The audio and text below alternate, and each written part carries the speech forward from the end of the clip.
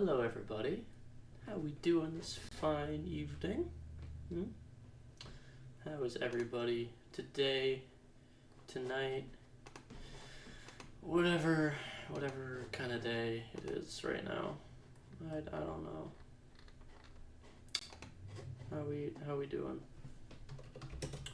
How are we doing? How we doing? How we doing? How we doing? How we doing?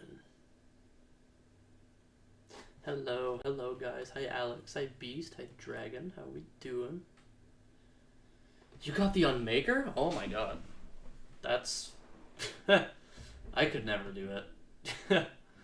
I was too focused on just getting the story done. Not gonna lie to you.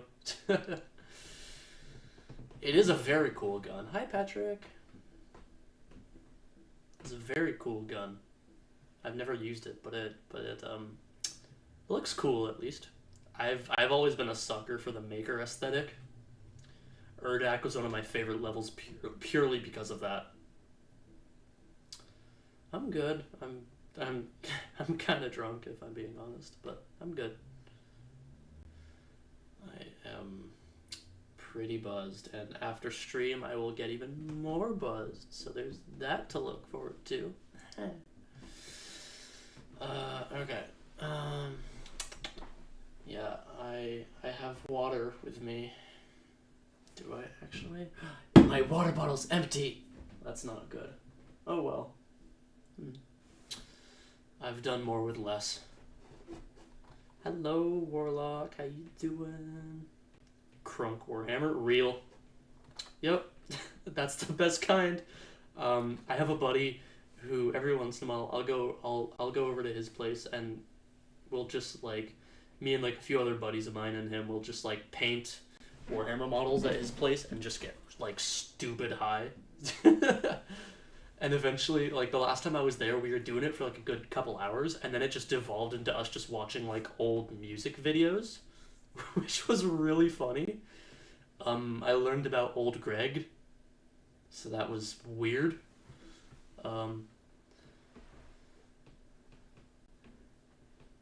Oh, cool.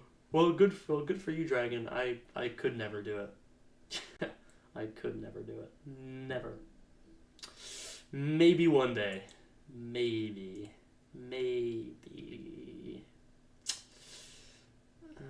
I've got Thursday, Friday, and Saturday off this week, so I'm going out to the bars. Ooh! Be safe. I would know, because I bar crawl all the time, so just be safe, man. I don't want to hear about you getting in any fights or getting jail time, getting thrown in the slammer. Because that would not be good at all. That would not be good in the slightest. Say hi to your middle brother? Is your middle brother here? Oh god. Hi. I'm the weirdo that your brother watches on a sometimes daily basis.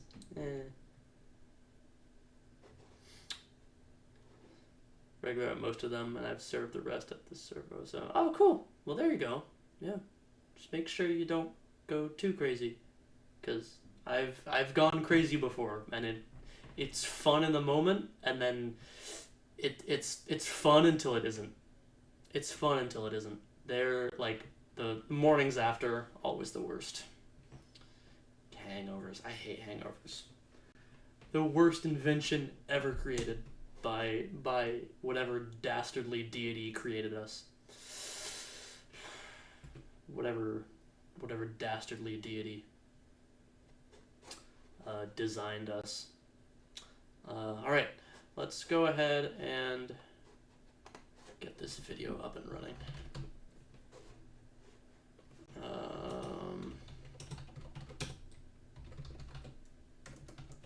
God, I can barely fucking type straight. Here we go. What if you Oh, that's okay. Can you like could do SEO smarter and faster? Why are you like this? Okay. Okay, awesome. Sorry, there was a freaking ad playing, so I yeah,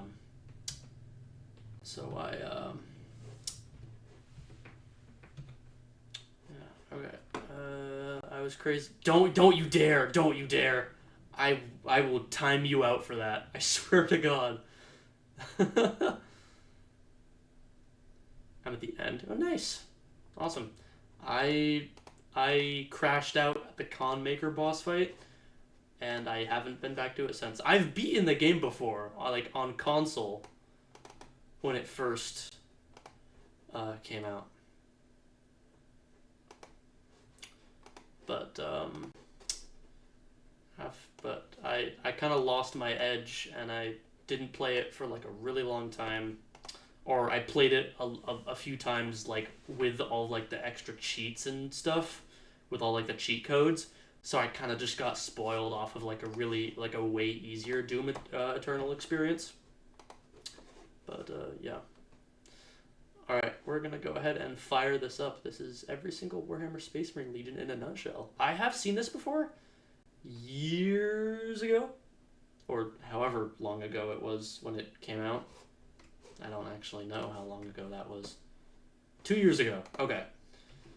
So I saw it when it first came out, but I'm, you know, I haven't brushed up on my Space Marine lore in a while, so we're watching this to give me a refresher.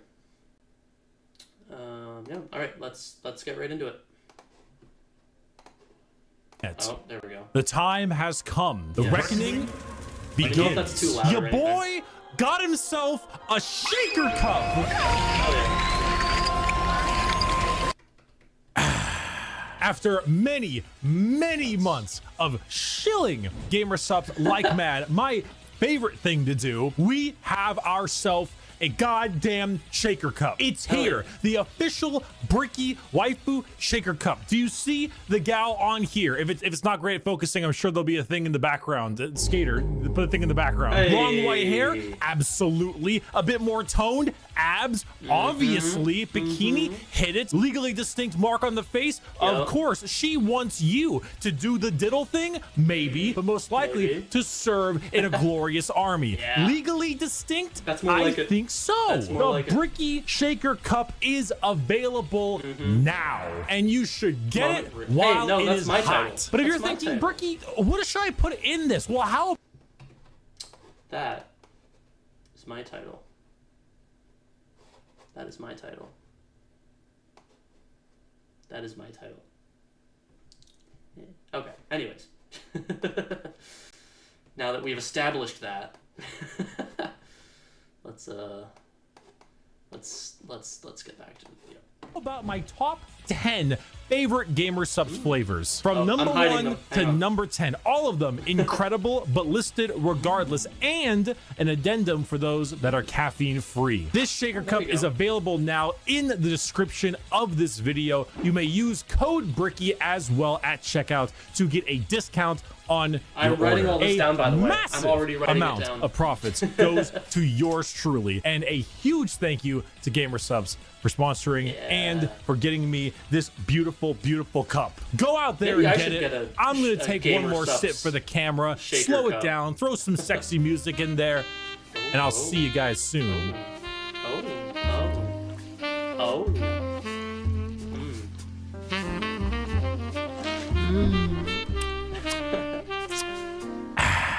Hello everybody, my name is Berkey, currently stuck in the walls of the most prodigious school in the Imperium by punishment for falling asleep during class. God bless the Skull of Progenium. Many of you have come across my Every Faction Explained video. Firstly, thank you. Secondly, we are here to dig a little deeper. Space Marines are the quintessential poster boys of Warhammer 40,000. When people think 40K, they think Space Marines, but there are many types of Space Marines, formed from 20 separate legions. We are going to rattle them off in order and give you a quick rundown of each one. A disclaimer, like in my Every Faction Explained video, this is a mix of accuracy and memes. If I say the Salamanders Legion, special... Hang on. legions. We are going to rattle them off in order and give you a quick rundown of each one. See, like, a disclaimer, like engine? in my every faction explained video, this is a mix of accuracy and memes. No, go back. Like in my every faction explained video, this is a mix of accuracy and What? No way. Thomas the Tank Engine, the demon engine, that's crazy.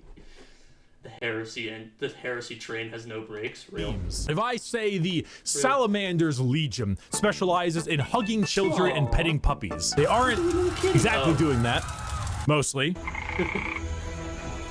I would like to pet this creature. But you can infer that they care about civilians and are a bit kinder than the average Space Marine. A Space Marine being a genetically modified super soldier that's had 1 million new and terrifying organs shoved into them, refrigerators strapped to their bodies, and are so far above the average human that they are referred to as demigods instead. Each Space Marine has a father, unlike you, a Primarch, which is basically an even bigger Space Marine that was forged in a lab by the God Emperor of mankind, that gigantic golden dude you see everywhere, who is both the leader and now the martyr of humanity. The Primarchs are his 20 sons, built in a lab, who lead 20 legions of Space Marines, who are their sons, not from a lab, but rather a dissection table, giving them the powers and skills of their associated Primarch via a gene seed, a special organ carrying the genetic makeup of their Primarch and, you know, their seed. So if Chagatai Khan of the White Scars has the genetic makeup that wants him to go really, really fast, then his sons, the Space Marines, also want to go really, really fast. I should note that I am only referring to the legions this time around. If you're interested in sub-factions like, let's say, the Black Templars, then it's not going to be here. However, I do have an excellent Black Templar video. I argue it's probably the most accurate one I can think of. It goes through the whole lore, everything about them. It's a very long video, and I'll put it in the description. Just look up Black Templar video in the description. You'll get what you need. And now, with the easy explanation out of the way, let us begin with our first legion. Okay, so all of that, the first, what was it? The first 4.5 minutes, I did know that stuff. I mean, that's like surface level stuff. So, which I already did know, but we're going to the more specific stuff, starting with the Dark Angels. These guys, I know these guys kind of. Dark Angels. Allegiance, loyal. Because of the fallen. Lionel Johnson, a duelist, a knight, a real asshole, I'm not gonna lie. The single word descriptor, paranoid. The Dark Angels are our first legion, hailing from the death world known as Caliban. Their Primarch, Lionel Johnson, is what happens when you try to make the side profile Chad meme into a genuine character. He is a master tier duelist, a brilliant strategist, and an overall dick. There are few situations he isn't prepared for, and few fights he isn't ready to lead head on. This makes the Dark Angels have a very Knights of the Round Table vibe. They look like the Knights of old with these large suits of power armor, often donning robes and hoods. Their names also follow this. They have like Ezekiel, Azrael, Belial, Samuel, and so on. However, the common thing associated with Dark Angels are the Fallen, a part of their faction that turned traitor against the Imperium, and they are very heavily trying to expunge all knowledge of them from existence. Fallen? What Fallen? Never heard of any Fallen. Do you know about the Fallen? Nope. We're gonna take you away and mind probe you to make sure you have never heard of the Fallen. They definitely don't exist, and if they do exist, which they don't, we will find them even though they don't exist. They love their interrogations. They thrive in it. Lionel Johnson is a scorched earth policy sometimes, and it's given to his sons in force, which makes sense considering that when the Lion heard of a Chaos Primarch on a homeworld different Primarch, whose mom was there, he was like, let's nuke it. The Dark Angels are a special group where they formulate themselves into 3 different factions. The Deathwing Terminators, slow-moving, tough phalanx. The Raven Wing, fast jet bikes and flyers. And the Green Wing, which is your standard Marines. They are a jack of all trades, but not in the sense where they're good at everything, but rather they have a lot of things that are good at specific things. Like instead of 20 people that have a multi-tool, they instead have 20 people with gigantic power tools for every job imaginable. If you like being suspicious about everyone and everything in your surroundings, but you also like to have a whole lot of deep knight type lore, run the Dark Angels. The One Piece! The One Piece is real! Our second legion is a special one. Which second legion? Right. Which one? What second legion? There's no second legion. If you can see, Yeah. the numbers all go to 11. The Emperor's these Children. guys. Allegiance, Traitor. These guys are Primarch, Fulgrim. These guys are my these guys are the faction that my sibling is actually playing or starting to play, because they just came out as like a full release, or full in quotation marks, because there's only like 6 models. They got a full release recently, so he's been collecting them and painting them up, and yeah, I might actually get myself. I'm probably not gonna like play the faction. There is no second legion in Ba Sing Se, real. I might buy myself some Noise Marines, because the new Noise Marines are just beautiful. Plus, I can use them for my just generic undivided Chaos Marines. Anyways.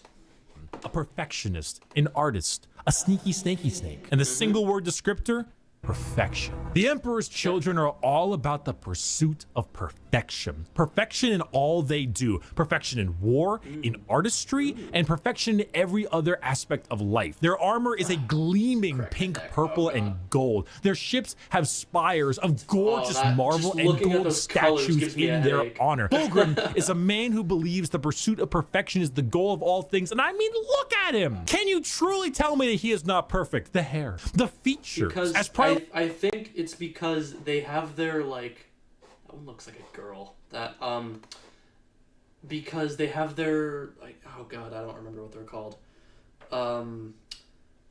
They have their, like, actual battle line ones, like their own, like, legionaries, I guess. I know there's, like, 2 of them, though. They have, like, melee ones, and they have, like, ranged ones, which is pretty cool. But that, unfortunately, makes up 1/3 of their entire roster as it stands right now. marks go, he is the one you look at, and if 40K had a guy that would give you the best sex you've ever had and never call you back, this is the fucking guy. Which is why this pursuit of decadence led them to the evils of chaos. Yes, Emperor's Children are our first Chaos Legion, and not just a normal one. One devoted to, you guessed it, Slaanesh, the Prince of Pleasure, God of unspeakable excess. The Emperor's Children in their pursuit are now horrifyingly mutated beings through Slaanesh's great will. They torture and maim to feel perfection through pain. They screech and attack with sonic weaponry for perfection through sound, and they slaughter, aiming for perfection in war. Let me just pause real quick. Again, I'm sorry I'm pausing so much. I like the modern Noise Marines, but let me actually show you. I don't know if it's gonna like come with me on this. There's like an older miniature. That's okay, good. This one right here. My favorite Noise Marines are if it's gonna load. My favorite Noise Marines are the ones with like the guitars. So this right here was like a commemorative miniature that was on the web store for like forever. But like right around the time where I was like, hey, I might actually want to get some Noise Marines, they removed it, because then they had like the actual Noise Marines. Well, that's another one with a guitar. But like do you see how metal that is? Like imagine going onto the battlefield and you see this giant dude with a fucking guitar and he just shreds it, and then everything around him just gets like reduced to dust. Like let me find like the new ones. The new ones look beautiful. If I can find, okay, this is Microsoft Edge, so that's not gonna find you anything good, but like the new Noise Marines are beautiful. I love them so much. Alright, anyways. Fulgrim himself lost the battle against Slaanesh as a demon sword corrupted his mind and transformed him into the sexy man he was, into the sexy snake he is now. A demon Primarch, corrupted and bringing his legion's will by himself. As far as Emperor's Children go, they are some bad people. They do horrible, horrible things to anyone and everything. In fact, they're such trolls that their battle cry is for the Emperor, despite being horribly mutated and corrupted. If you've ever taken a little too much of a drug, or maybe the music at the concert was too loud and you didn't bring any earplugs, or whatever the reason, you just take all those things and you dial it and you dial it and you twist it and the knob breaks. And that is the Emperor's Children. God is dead. God remains dead, and we have killed him. The Iron Warriors. Allegiance, traitor. Primarch, Perturabo, a warlord, a siege smith, what's really funny about Perturabo? I keep pausing, I'm so sorry. The funny thing about Perturabo is that from the limited thing that I know about like Iron Warriors is that Perturabo is a demon Primarch, and I know that a lot of people are salty about that, which is hilarious to me. Incel. Single word descriptor, siege. Continuing the trend of our Chaos Legions, we have the Iron Warriors led by Primarch Perturabo of Olympia. To understand the Iron Warriors, though, one must first understand Perturabo. A man so bitter, coffee beans run for light. A man who hates the world and everyone in it, who never got recognition for his deeds, who hates his brothers and hates their accomplishments even more. Someone so laughably petty, so incredibly bitter, and he goes full circle to becoming likable. Why? Because he's competent. The Horus Heresy. We didn't talk about the Horus Heresy. Intermission. Oh boy. So Horus was the Emperor's favorite son, right? You know, so the Emperor walked into his room. Horus said, Dad, I just gifted 150 subs to Amaranth, and she said my name a ton, and she loved me for it. I really think that I might get to meet her one day. That's a unique analogy. Kind of played out something like this. Your feelings for her are not real. They are real to me! And then it started playing out a little bit more like this. Oh, I love this cinematic. I've seen this one before. Let the stars fall. So cool. So it takes the last drop of my blood. Yeah. So Iron Warriors, the Horus Heresy wouldn't have gotten shit done without Peter Turbo. Imagine an entire faction that is the personification of brutal industrialism, where you serve the Legion until your dying breath. You build and you kill and you siege and you kill and you literally summon demons just to take them and trap them in machines and use them as cannon fodder. This is a thing they do. They summon demons to trap. Oh my god, these models right here, I don't think they're on the web store anymore. Actually, let me, here. We're going on another, let me look, actually. Hey, World Eaters. They used to be on the web store. They're like, I don't remember if they were Horus Heresy models or if they were just like, if they're just like Legends something. Okay, they're not on. They just straight up gone. All right, but those guys are really cool. I like these. I think they're called like Decimators or something. I don't know. And use as shock troops. The Iron Warriors are siege really cool. warfare incarnate. They are heavy weapons. I don't they have are them tanks. actually. They Those are are some of the turrets, ones and that they I don't don't have. die. They hate Imperials. They hate Imperial Fists. Full Metal Alchemist, Iron Baby? No, I don't. They are bitter incarnate. Perturabo and the Iron Warriors don't serve the Chaos Gods because they like them. They serve them because fuck you. Come on, guys. Let's go. Not another speeding ticket. I'll fight it in court, but I don't think they're gonna accept gotta go Sonic fast as a Boom medical reference. condition. The White Scars. I love that Allegiance, Loyalist. Primarch, Jagatai Khan, a speed demon, a plain strider, a roast god. Single word descriptor, speed. Hailing from Chagoris. The White Scars are all about speed. They love melee, but they love it even more when they are doing it from a motorcycle or land speeder. Or honestly, just running really damn fast. The White Scars are honestly forgotten about a lot, and that's lore accurate. They are a legion that doesn't seek the recognition or glory from the combat they engage in. They engage in it because it is their duty and because they love it. Not in the insane slaughter enjoyment of loving it, but in the thrill of the fight. They are known as the Laughing Killers because they ride into battle with a smile on their face and a chuckle in their throat. And as you can tell by their Primarch's name, they are Mongolian based. Remove horses and replace them with motorcycles and land spears, and that's your style. They are heavily based on the old times of Genghis Khan, and you consider this is 40k and everybody's evil. You know, that fits. The White Scars are actually physical scars on their body, going back to their heritage on Chagoris. The Khan himself is kind of a dickhead, but a reasonable one. He thinks ahead, he's intelligent, he's patient. He is often underestimated because he doesn't scream. Kratos is more like Greek. Like Kratos is like a Greek thing, right? Not happy Laura is about Perturabo becoming a demon prince because he just hates the Imperium, but from a potential gameplay side, I need a Perturabo model. Yeah. There was actually a really cool, I saw it on Reddit the other day. There was a really cool, like, kit bash, like, Demon Primarch Perturabo model that had, like, the torso was a Lord of Skulls. It was like a centaur, and, like, the bottom was, like, I think it was, like, a Mauler Fiend, I think? I don't know, but it was really cool. He's like a giant mech. Yeah, so he's basically a demon engine, demon Primarch, whatever you want to call it. The only reason I love it is because it made Iron Warrior fans mad, and that's why I love it. His accomplishments from the rooftops, which is what makes him and the White Scars dangerous. His skills are kept at bay, only to be truly shown when the time is needed. The White Scars are a forgotten legion often, but that doesn't diminish their accomplishments. All it does is surprise those who underestimate them. Speed and awesome Mongolian vibe they got going on. And if you really like to stab people, that's the White Scars for you. That's why I like the Lord of Skulls so much, because it's just a giant... Oh, whoa. This is dog. Woof, woof, woof, Oh, woof. no.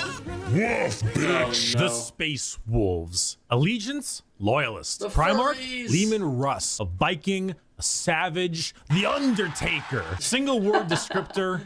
Wolf, wolf, wolf, wolf, wolf, wolf, wolf. There's so many goddamn wolf units. Skater, how many units in the Space Wolves Codex have the word wolf in their name?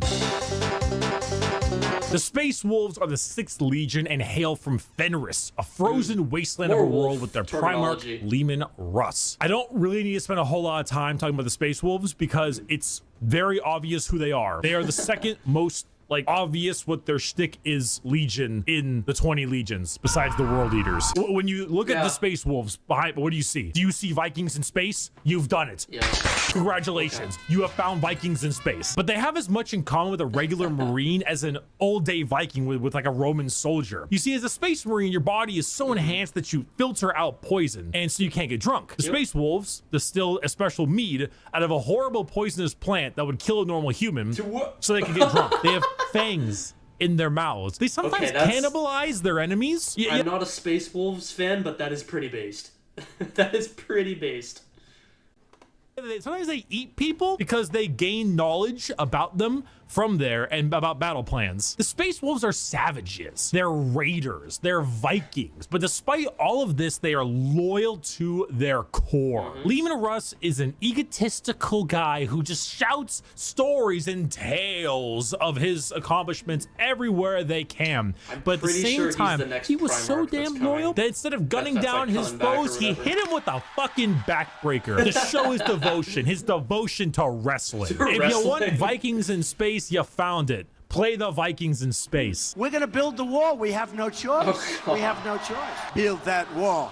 Build that wall. No. Build that wall. The Imperial Fists. Allegiance, Loyalist. Primarch, Rogel Dorn. A builder, a phalanx, and he needs a hand. Single word descriptor, fortify. The Imperial Fists are led by Primarch Rogal Dorn on their homeworld of Inuit. However, they themselves are actually a fleet-based chapter, with their main source of recruitment coming from an enormous moon-sized ship called the Phalanx. The Fists are a chapter you think of when you think of duty. They love to serve. The love to serve and the inability to be moved. Rogal Dorn is an architect, a master builder, and basically a rock in brain and body. A lack of humor or ability to lie shows that he is as blunt as the weapons of war he creates. Not the swords he makes, but like blunt, strong weapons. The Fists are the same. Take your archetypical American Marine style look, a buzz cut, a hard sense of duty, and then throw in some power armor and a love for building defenses, and you have the Imperial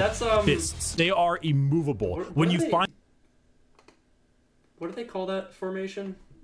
Throw in some power armor and a love for building defenses. What is that, Testudo? Is that Testudo? I don't know. I don't know anything about formations and shields or anything like that. And you have the Imperial Fists. They are immovable. When you find a spot, they're ready to defend. You can't breach them. Their knowledge of defensive warfare is paramount. Without them, the Horus Heresy would have been so much more effective, but thanks to their insane and immovable tenacity, the Imperium lives today. And let's not forget that Iron Warrior and Imperial Fist rivalry. Want to know why the Iron Warriors are so bitter? These guys are the reason why. I was gonna say, yeah, there's like I knew there was like a rivalry between them. Where is he going?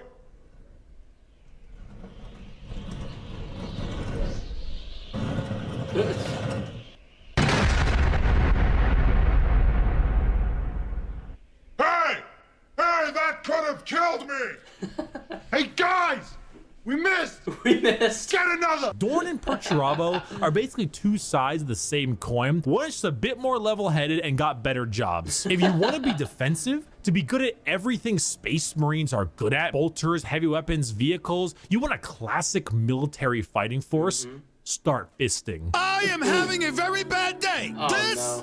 Today is one of the worst days. These guys are Bricky's favorite legion. Oh boy, here we go. The Night Lords. Allegiance, heretic. Primarch Conrad Kurz, a sadist, a vigilante, depresso espresso. Single word, fear. The Night Lords are my favorite legion, hailing from Nostromo and their Primarch Conrad Kurz. They are a traitor legion from a planet known as the Sunless World or the World of Endless Night. Nostromo is a horrible hive city that is known for being host to some of the worst gang violence, murder, and working conditions around. The only thing keeping the population in check is the suicide rate. The Night Lords follow in the footsteps of their Primarch, a man who believed in a twisted sense of justice and that the only way to make humans compliant is through fear. The Legion's lesson has been lost on them, as their ranks were repopulated by gang members, murderers, arsonists, torturers, and other words I can't say on YouTube, as young as 12 years old. Murderers before they were even teenagers, raised to become demigods. Now, fear is what they sow and flesh is what they reap. The Night Lords are scum. They are the exact opposite of all other legions. They torture and they maim and they flay because they think it's fun. They run away often so they can come back and kill you with more numbers. They prey on the innocent and the weak. They kill normal civilians because it's easy and flee any battle where they don't possess overwhelming odds. They are the antithesis of normal Space Marines. They are scum. One time, a world did not comply to their demands, so they raided one of their ships and brought it into atmosphere. The crowds cheered and clapped as it appears that they had won the battle. And the airlocks opened, and the skinned and flayed bodies of the crew were thrown down in the populace. In other words, okay, that's pretty metal.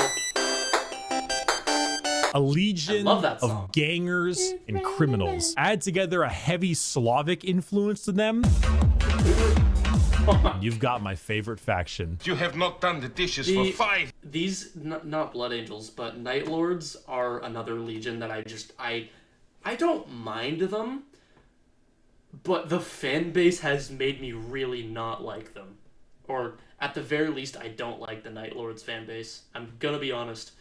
Purely because of all, like, it's not like the same exact thing as the Iron Warriors, but it's a similar thing where it's like, well, they're not Chaos Marines, they're renegades.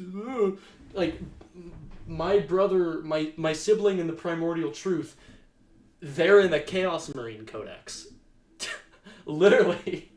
I can't show you, but I have the Chaos Marine Codex right here, and they're in there.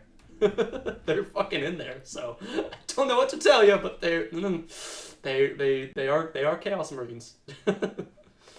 Years. So embarrassed when people come over here. What does it matter? You bring them over, you kill them. Vampires don't do dishes. The Blood Angels. Right. Allegiance, loyal. Primarch, sanguineous. An angel, a vampire, a dead-ass motherfucker. A single word descriptor. Blood. The Blood Angels are 9th Legion, hailing from the homeworld of Baal, with their Primarch, Sanguinius. The Blood Angels are a tragic tale with one of the best Primarchs, one beloved by almost everybody, a genuine angelic figure who led his people to glory, killed by the hands of the traitor Horus before the Emperor's eyes. The death of their Primarch led the entire Legion to madness as their gene seed malfunctioned and created something known as the Black Rage. The Blood Angels degrade over time, experiencing something called the Red... Excuse me? Hang on. You met a Night Lords fan who... What? Huh? What the fuck? That's... Oh, God. Is Sanguinius smashable? Absolutely. I hope so. I mean, he's dead, so that would be necrophilia, but... Like, what? That's... Oh, my God. You know what? That honestly, that tracks for a Night Lords fan. Night Lords fans are the type of people to be like... Night Lords fans are the kind of people to be like, it's not a phase, but also, the Columbine guy was pretty cool. Like, what the like, what? That's so just, oh my God, that's so messed up. I hope you whooped his ass for me, because I would have. That's so messed up. Which gives them a genuine vampiric thirst for blood. As their minds degrade and break down, they get angrier and angrier, becoming berserk killing machines with no other goal than to tear everything in sight apart. But they don't see it as that. God. They see themselves there, at their Primarch's demise, with Horus in sight. And to them, it's time for vengeance. That Space Marine over there, that Chaos Space Marine, that's Horus. Kill him. That Orc War Boss over there? Horus. Kill him. That Tyranid Swarm? 1,000 Horuses. Horai. Kill them all. Did your toast come out a little bit burnt? Horus sabotaged your toaster. Destroy the toaster. Destroy it. Do it. Do it. Kill your toaster. Do it. This slow, debilitating disease takes over the Blood Angels, and it gives them this angelic, vampire, and Catholic-inspired imagery. They have chalices of blood. They rest in coffins and can even use psychic powers to sprout angel wings from their bodies. They are a tragedy through and through, and the only thing that will look more tragic are the mangled bodies of those they come in contact with. I got a diesel engine, and honey, we forgot to mention, we're gonna take your job away. The Iron Hands. Allegiance, loyalist. Primarch, Ferrus Manus, a machinist, an inventor, and not a great head on his shoulders. Is this a... Single word? Bionics. The Iron Hands are from the home planet of Medusa and their Primarch, Ferrus Manus. Does Ferrus Manus have an iron hand? You fucking know he's got an iron hand. The Iron Hands believe that the flesh is... Isn't Ferrus Manus literally Latin for iron hand? Or some other language for literally just iron hand? That's hilarious. Oh, shit. Weakness. But despite all of their enhancements, despite all the things that made them demigods, replacing some of the flesh with bionics will allow them to serve the Emperor more. They go hard into vehicles and dreadnoughts. Dreadnoughts being giant walking sarcophagi that have wounded Space Marines piloting them from the inside. Vehicles, metal upgrades. These are the things that Upgrades, make up people, this legion. Their upgrades. tech marines have servo arms sticking out from all directions. They have a Mm-hmm. wide array of mechanics and extremely often replace limbs guys with are metal like ones, tech serving support all with kinds of different extreme functions to deal with prejudice. their enemies. The Iron Hands are also not particularly nice. They're kind of assholes. I mean, Marines are already normally pretty big assholes, but they're a little bit up there because of their flesh, civilians made of flesh, because you see, the flesh poor is guardsmen. weak. Poor Flesh guardsmen. is corruptible. Bionics, the strength of the First Primarch Death of machine the is Heresy? Was pure that? and cannot so easily. I feel like I remember that. Was that oh god, who was it that did that? I'm trying to remember now. I'm trying to remember who that was that did it. Doing homework, but I have a brain that can go fast and time on the bus. Dude, go nuts. Fly by the seat of your pants. I did that too when I was in school. When I did that in school, I did that too. And you're streaming. Oh, thank you. Be corrupted. So if you want people who have this little techno fetishistic vibe to them, that love their vehicles and aura, their the walking drip is coffins, immaculate. hit up True. the Iron Hands. Understand, Commander? I was never Is here. another one of Legion the, 11. Is this another one of the... Yeah, okay.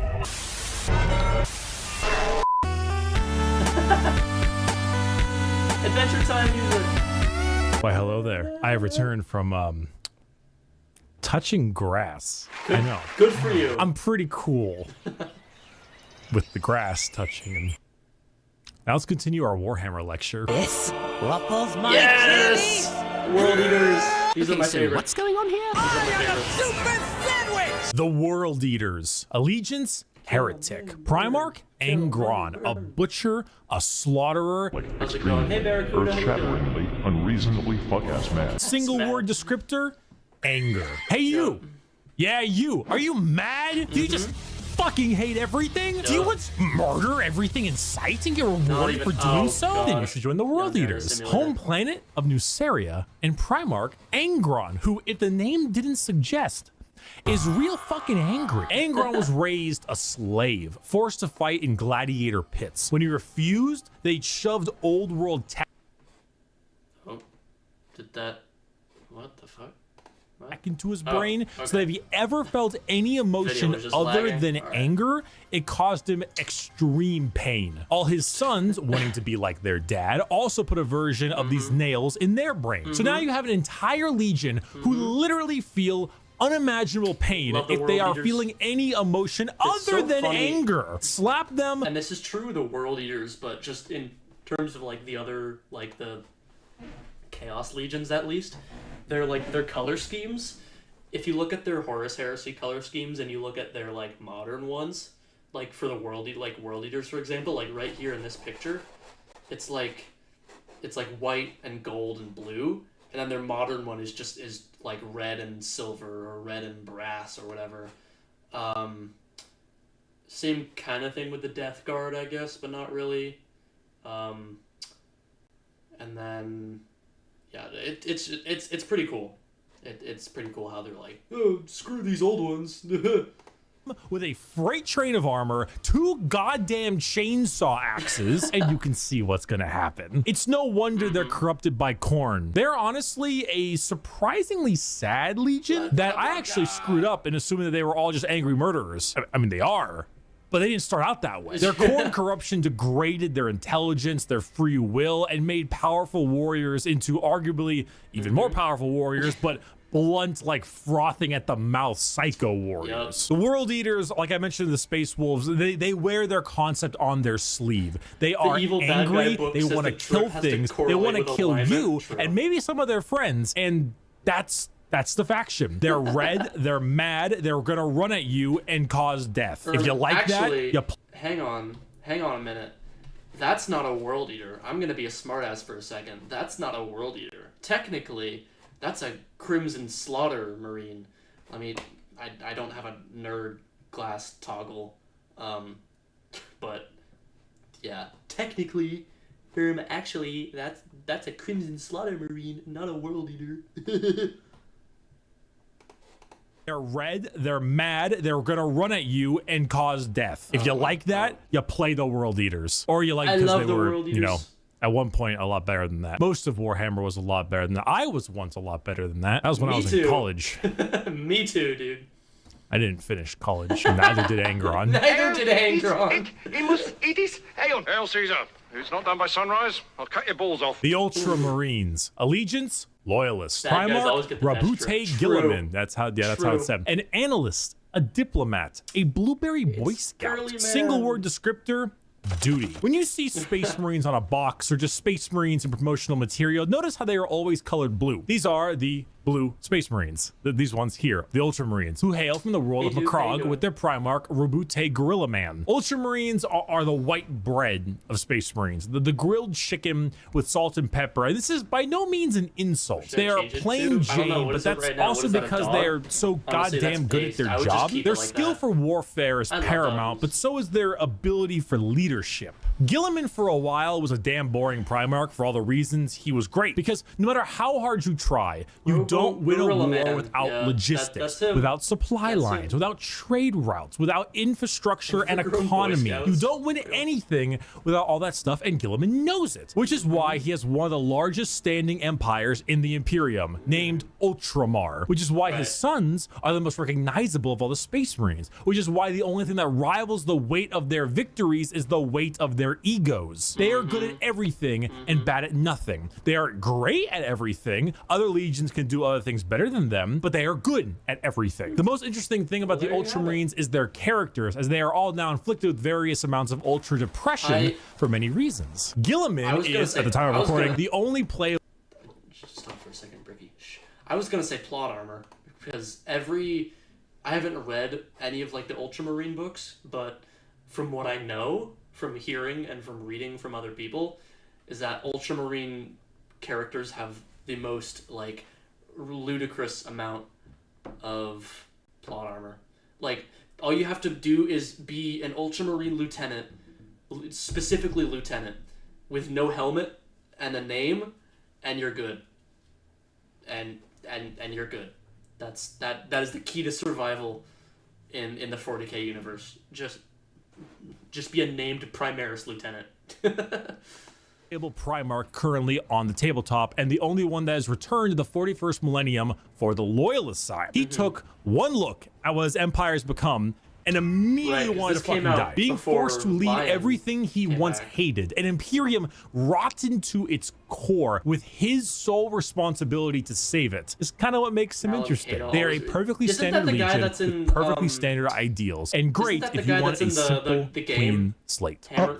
Stinky. Funny poop. Poop funny. Whatever that game is.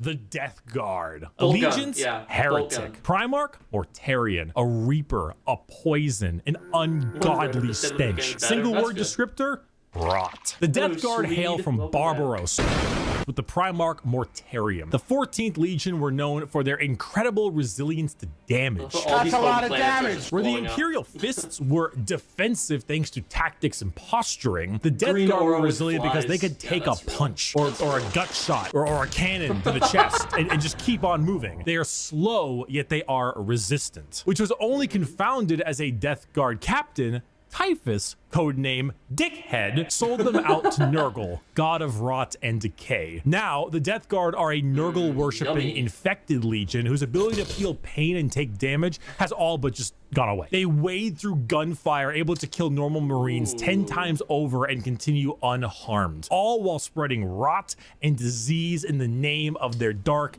very stinky master. Where the Death Guard enter, plague spreads. People get sick and they die. They spread debilitating disease to all around them. Why would a legion need to be anything more than very tanky when their enemies are falling over, puking, firing out of both ends, and having their skin peel off just by their presence? Entire worlds infested with a zombie rot, swarms of insects that eat flesh and metal alike, all while the legion advances slowly, painfully, allowing the disease they spread to take its toll before they reap the lives they believe belong to them. And look at Mortarian's model, dude. The man is baller as fuck. A gigantic moth with a gigantic scythe. Come on now. The Death Guard. For my next trick, Oh. I'm gonna fucking kill myself. The Thousand Sons. Allegiance, Oh, no. Heretic. Primarch, Magnus the Red. Your A average scholar, a Genshin sorcerer, player. a fucking nerd. Single word descriptor, magic. The Thousand Sons hail from their homeworld of Prospero, with their Primarch Magnus the Red. The final of our 4 major Chaos God factions. The Thousand...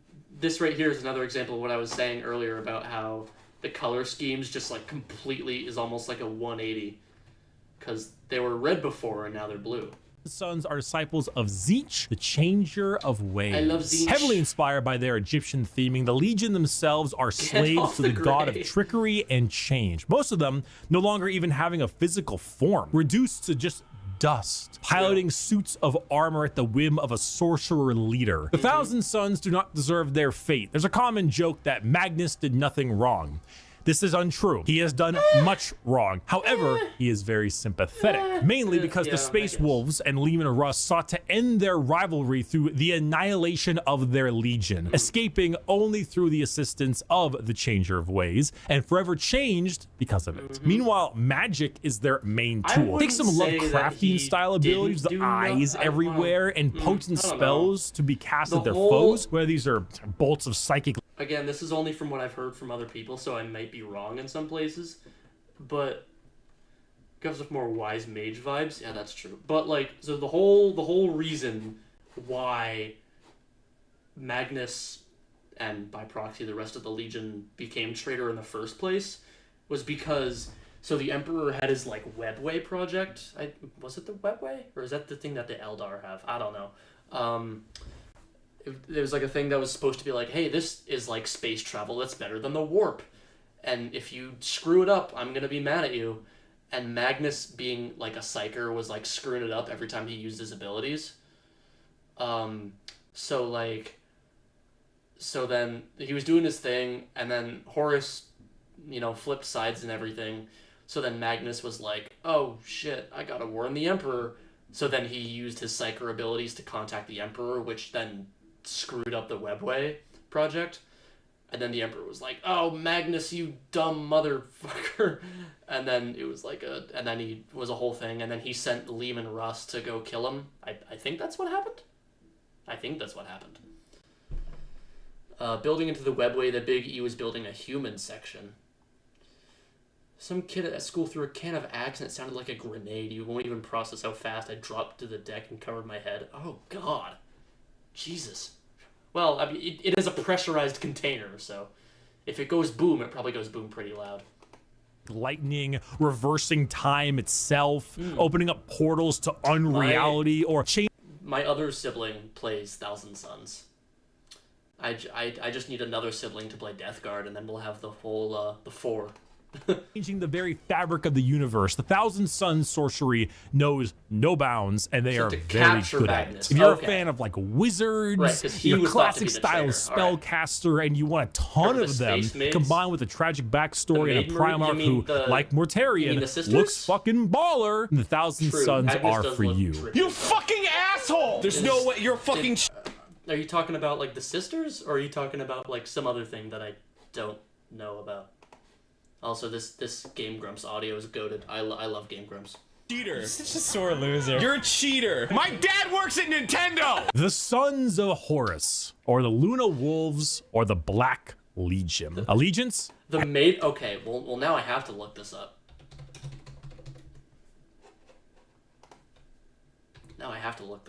Is this just like, yeah, okay. I was gonna say, is this literally just like Space Marines with like hot pink like Hello Kitty? Because I've seen this before. I remember seeing this meme that was like, it was like a voiceover meme that was like, it was like a female robotic voice that went like it was speaking Japanese, and it was saying like, welcome to the night cafe, and then it was like impossibly loud war horn blast. That's a maid dreadnought. Oh my god. If I saw this in battle, I probably would just shoot myself. Oh my god! What is this? It's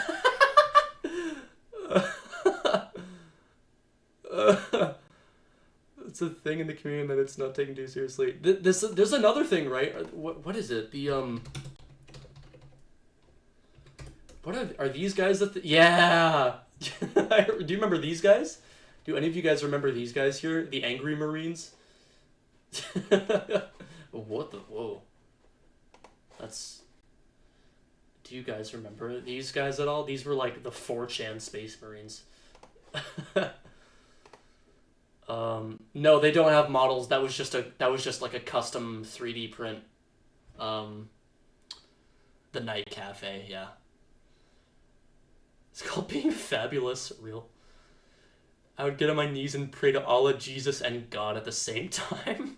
Fem Primarch. Dude, I love the Fem Primarch art. I've seen it before. Did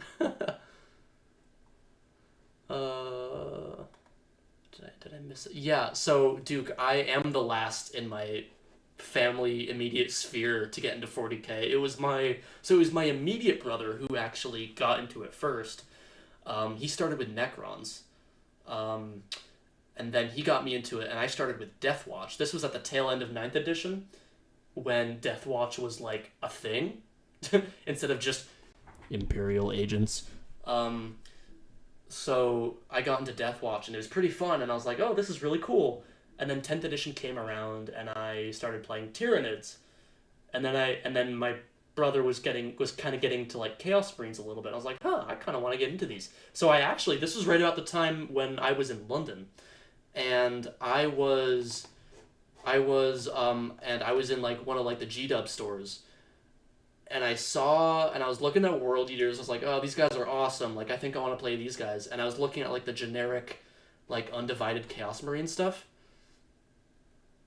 And I was like, oh man, like these like jump pack dudes, these would look really cool in like World Eaters colors. So then I asked one of like the employees there, I was like, hey, like, can you, like, I know technically it says 2 different factions, but can you like ally these? And the guy was like, no.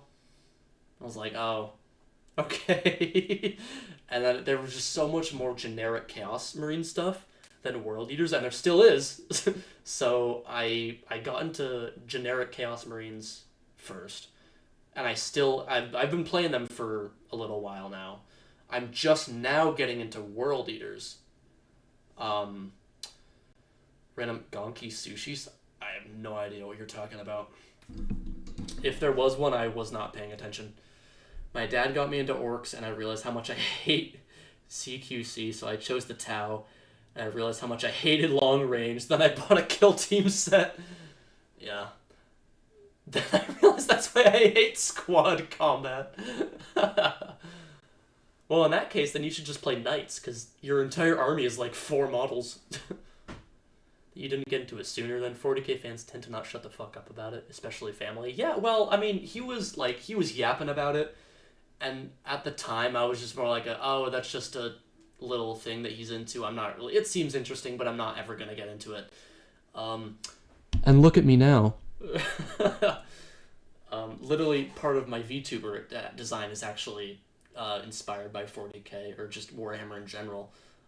If you didn't know before. Anyways, we should get back to this video. We're on Sons of Horus, or Black Legion, I believe is what they ended up renaming themselves to. Heretic. Primarch? Horus, a warlord, a treasured friend, or the traitor himself. Single word descriptor, assault. The Sons of Horus are the formal name of Horus's legion, hailing from the world of Chthoniya. The Sons of Horus themselves were assault troops. The strength of their attack was some of the most powerful in the legions. While the White Scars may favor speed for their strikes, the Sons of Horus were known for their overall offensive power. It was even said that if the Sons of Horus met the Imperial Fists, they would be at a stalemate for eternity. However, the Sons of Horus are no longer, because, well... Right. They are now instead the Black Legion, led by Abaddon the Despoiler, who claims to succeed where his father failed. Guy... The Black Legion are still an offensive From what I know, and from what little I know in comparison between like 40k and like Age of Sigmar, so this guy, Abaddon, is like Archaon, but not as cool. From what I know, he's like Archaon, but not as cool. On Acadian. Oh, okay, so you play guards. Well, that's even more squad combat. So that's just like... Why did the Emperor trust someone whose last name was Heresy? I don't know. You got me. Who claims to succeed where his father failed. The Black Legion are still an offensive and assault-based force, but they act much like the Ultramarines, but for chaos. Your standard black and brass so these Space are the guys Marine that are on all who the are box known art. for recruiting in all different kinds of avenues. Anyone can become a member of the Black Legion. Anyone can swear allegiance. Hang on, I need to read chat. Pre-Heresy Sons of Horus had one of the hardest looking color palettes of all the Great Crusade Legions, white, gold, and black. Yeah, true. That is very true. They did look drippy as hell, and I do like the Luna, or I like the Sons of Horus, like Horus Heresy color scheme. I love that, like dark, like almost like a blue green. It looks really nice. It's one of the nicer looking ones, in my opinion. To the War Master, you gain favored by not just one, but all 4 gods. So now this is where their it gets into the famous undivided, line, "Let the galaxy burn," is the best way to describe them. It doesn't matter what the outcome is, so long as the Imperium dies. The Black Legion has done its job. They are a legion formed from hatred and spite, with a clear goal in mind. As the Dark Gods are calling, and the Black Legion are sure to answer. Hello. Yeah, it is. We have a moment to talk about our Lord and Savior. These guys are my Jesus other Christ? favorite legion. No. These guys are the ones that I currently play. The Word Bearers. Allegiance, heretic. Primarch, Lorgar Aurelian, a preacher, a fanatic, a choir boy. Single word descriptor, zeal. If the Black Legion answer the call of the Dark Gods, what if instead you decide to call the gods first? Well, then the Word Bearers are for you. The 17th Legion, led by Primarch Lorgar on the planet of Colchis. It's 1 minute after I hopped in. Oh, dude, wait, which stream was that? Originally obsessed with worshiping the Emperor of stream was Mankind that? as a god, they found that despite his divinity, he was not worthy of worship because, you know, he raised their equivalent of Jerusalem to the ground for daring to worship him. Like, could you imagine if God actually showed up and was just like, Jerusalem is stupid, it just destroyed the whole thing? Like, what would that do to your head? But there are gods that want worship and will reward those who do. The Word Bearers are chaos worshippers to a T. All chaos gods. They specialize in demonic rituals, the summoning of demons, and the mutual possession of their own troops. They welcome demons to their bodies to fight as one. They exalt the dark gods themselves for aid, and guess what? They answer. In the world of 40K, I think that was the one when I crashed out. I think that was my Prey crash out stream. Let me actually look right now. I have it up on my Yeah, it was. Yeah, that was my Prey crash out stream. What an introduction, right? Okay. Nathan doesn't just call you back. He hops in his GT Mustang and he crashes on your couch. In the world of 40K, your rituals will end with genuine results. The Word Bearers know this. They know through sacrifices, through devotion, through dark baptism, the gods will answer, and they will. These guys are one of my favorite legions, and I still say fuck Erebus. Be rewarded. So they use it. They bring forth demons. They bring forth possessions. They bring forth the power of the Neverborn, the damned, and those that hide in the dark to bear against the Imperium. Lorgar sits there, smiling, as the truth he always knew, the existence of gods and the importance of faith is a reality. And it is a tool he is using to rend the galaxy. Dear Sir, all I'm saying is that Colchis... Fire! No. Exclamation mark. Fire! Exclamation mark. Yeah, Calf self-defense. The Salamanders. Calf self-defense. Allegiance, loyalist. Primarch, Vulcan, a Forge Master, a behemoth, a very huggy boy. Single word descriptor, fire. The Salamanders hail from Nocturne, a volcanic planet home to their Primarch Vulcan. They are the largest of the Space Marines, not due to numbers, but rather size. Vulcan, he is an enormous slab of beef, by far the largest of all the Primarchs. However, don't let his size fool you, as he is also the kindest. Salamanders have the juxtaposition of looking frightening, being larger than other Marines, while also boasting an ashy, like coal color skin and blazing red eyes, while simultaneously carrying around all manner of flame weaponry. So your average civilian might be spooked, but in reality, they are by far the kindest of all. Wait. The first time I played Warhammer, I was 6. I crashed out because I wanted to play Minecraft. Okay, that's, you know what? At 6 years old, that is a reasonable crash out. I will say that is a very reasonable crash out if you're 6 years old. It's gonna be going on TTS and going, oh, I love TTS shit. I need to set up TTS on stream here. I need to do that. All the legions to those civilians. Vulcan believes that to safeguard the Imperium is to, at the end of the day, safeguard its people. So unlike other legions who put their lives far and above the average human, the Salamanders spend significantly more time trying to save them, often taking numerous losses by doing so. They are very independent as well. They're forgers and blacksmiths, maintaining their own weapons and crafting versions of it. They also have the very rare privilege of being able to see their families even after becoming a Space Marine. They care, which is the funny part, because the 7.5-foot tall giant with flaming red eyes who just reduced a traitor to bubbling metal says, "You have nothing to fear, young citizen. Take my hand." If you enjoy fire, melting things, and being the nicer of the Marines, Salamanders are for you. Oh yeah, these guys. Sneak attack! Saga, sneak attacks don't work if you yell it out loud. The Raven Guard. Allegiance, Loyalist. Primarch, Corvus Corax. A raven, a shadow, an industrial dance DJ. Single word descriptor, stealth. The Raven Guard are the final Loyalist Legion at 19 and hail from the planet Deliverance with Primarch Corvus Corax. If it hasn't been made clear enough already, the Raven Guard are stealth specialists and proficient in all manners of assassination. Despite this, their signature winged jump pack and double lightning claw look is, well, not very stealthy. They are named after, of course, the Raven and embody the entire concept of it as a herald of death. They are stealthy, patient hunters that have no problem with waiting and waiting and waiting until the moment to strike is at hand. It's not easy being a stealth faction when your stealth involves people in 1 ton of power armor, but they find a way. That, more than anything, should not be used to show how ridiculous 40k is, even though it is, but rather to show how good the Raven Guard are at their jobs. It's not about them sneaking around you without being seen, but it's also about them having lied in wait for so long that it wasn't until they were in striking distance that you even realized they had been there. And also, if you want, so these guys are like the long... So these guys are like the origin of like the beaky helmets, right? These guys are the ones that have all like the dopey looking like the helmets with the beaks on them. Black haircut, pale skin, ravens everywhere. If you want to field assassins and snipers abound, then the Raven Guard are for you. He could be in this very room. Oh, the Alpha Legion, yeah. It could be me. He could even be... Whoa! What? It was obvious. The Alpha Legion. I love that Allegiance, animation. Heretic. Team Fortress 2 is hilarious.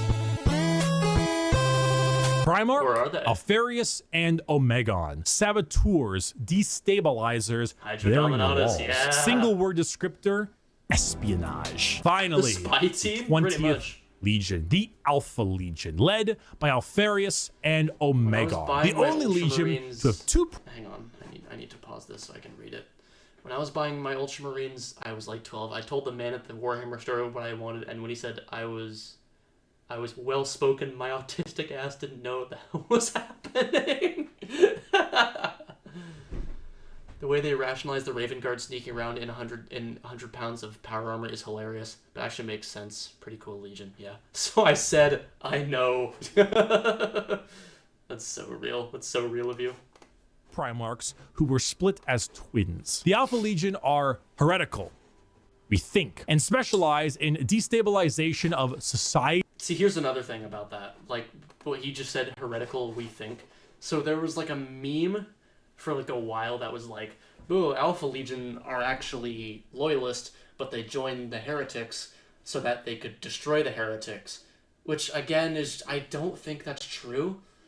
I mean, I'm pretty sure, they're in the Chaos Marine Codex. They're classified as, technically, as Chaos Marines.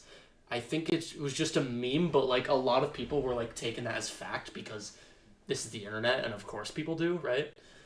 So, like, every time people are like, oh, the Alpha Legion are actually good guys, it's like, no, they're not! No, they're not. That's what they want you to think, but trust me, they're not. Or are they? They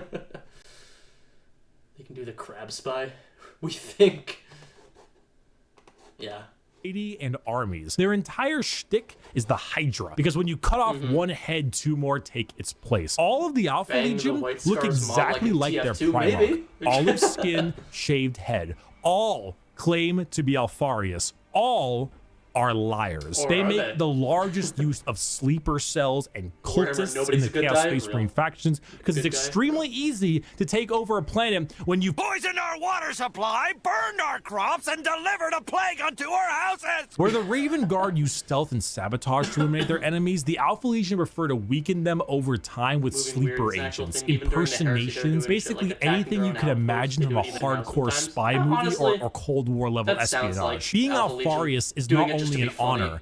Being Alfarius is a requirement. There's a story of someone chasing down an Alpha Legion agent for years upon years, and when they finally catch up with them and they see that the agent is wearing the same face as their pursuer, because this was the plan all along, to kill him and take his spot. We're talking facial reconstruction surgery, we're talking hacking, we're talking political assassination and impersonation, everything. They are Space Marines in name only, because being a strong stoic warrior is not what the Alpha Legion is interested in. In fact, the Alpha Legion is interested in you not even knowing that the Alpha Legion is a thing. I am Alfarius. You are Alfarius. We are all Alfarius in his Lord's glorious army. Thank you everyone so much for watching this video. I hope you learned a little something. I hope if you were on the fence about what Space Marines you wanted to field, you would now have a better idea of what you want to play. Buy my Gamer Sub Shaker.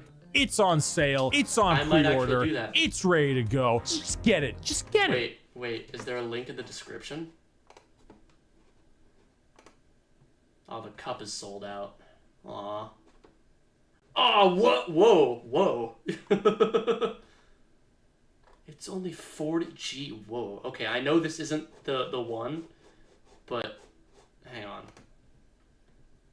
Hang on. Jeez. Oh, wait. I think I know the artist here. What's hilarious is that I think I know this artist who drew this. If it says it on the cup, I think I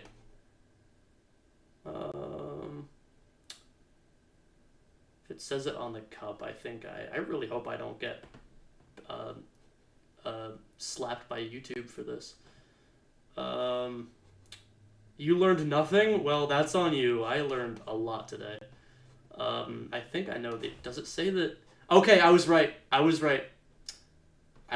I knew it. I recognized the art style. There are a few art styles that I can, like, instantly recognize. That is one of them. Shut up and take my money. I can sense a YouTube sniper. Okay, let me... Everyone's wondered what a sweet six-pack might feel like at one point or another.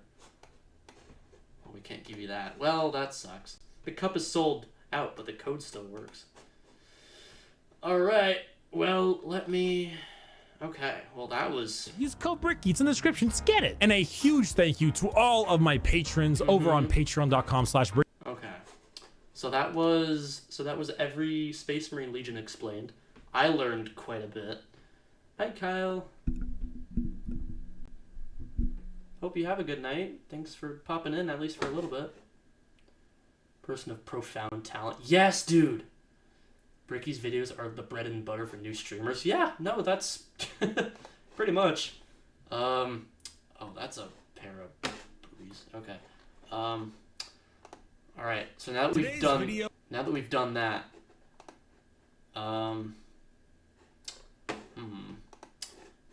what other Warhammer content should we watch, guys? I swear, if I see a hey, it's my stream. Wait, what? Why? Front page. Okay. Oh my god, we could watch a full game. I would totally be down for that someday, watching a full game. I do it sometimes. Oh my god, have you guys ever watched Crack Duck? Dude, Have you guys ever seen any crack duck videos? I learned that muscle mommies are goated. Real. Favorite legion? Did any of your understandings or outlooks on some of them change at all? So right now my favorite legions are so my favorite of like the cult legions is World Eaters. My favorite undivided one is definitely Word Bearers. They're the legion that I started. Well, originally when I was first painting them, it was Sons of Malice. They were the white and the black ones that like don't exist at all anymore, I guess. But then it was Word Bearers. So I first time in stream talking to these kind gentlemen. Hell yeah, dude. Crack Duck. Timeline video narrated by Trazen? What? Did any of your understandings or outlooks on some of them change? I'm not gonna lie to you guys. Historically, I have not really been that much of a Blood Angels fan. But I don't mind them really. I just thought they're always kind of like the one that everyone was like, oh, I love the Blood Angels. Timeline video narrated by Trazen. Oh god, okay, I have to watch this.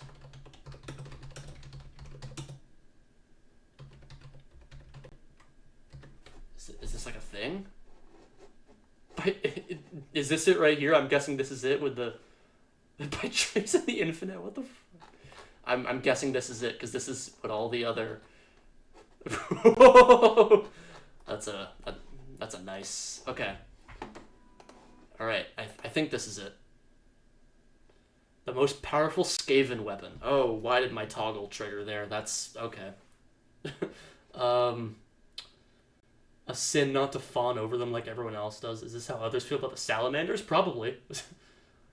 By Warrior Tier. I swear, if you don't let me play Minecraft, I won't play Warhammer ever again.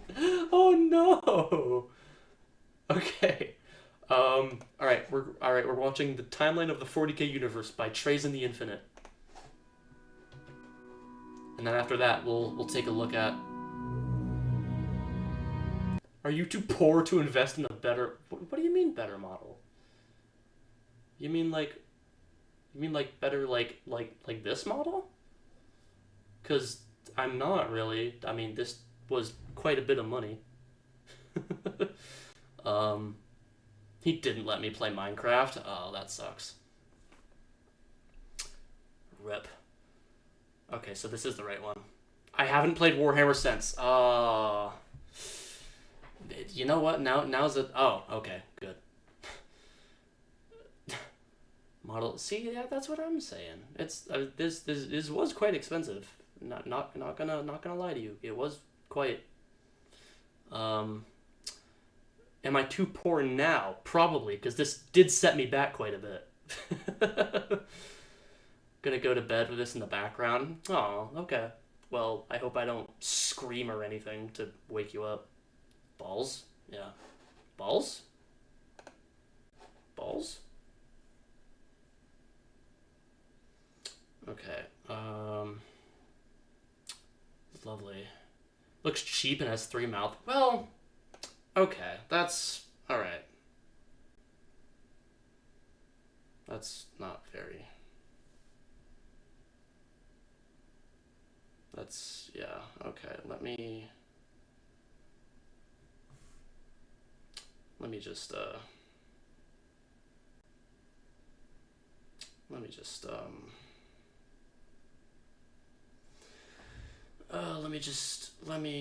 do this. Let me do that.